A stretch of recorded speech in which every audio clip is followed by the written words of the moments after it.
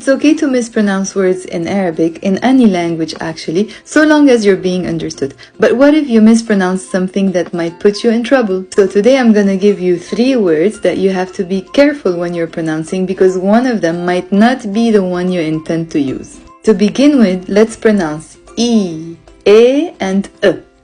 E, a long E, E.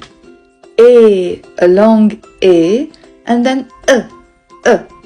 So, if we put them in the words, keys, keys with a long E, keys, that's a bag, it's a plastic bag, keys. Case with a long A, case is a glass.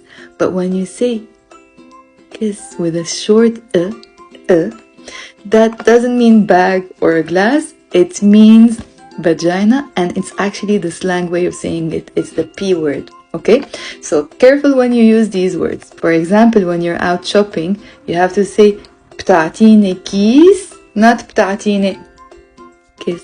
Okay, it's keys. And it's case and bead with a long A. Case and bead, a glass of wine, and you're welcome.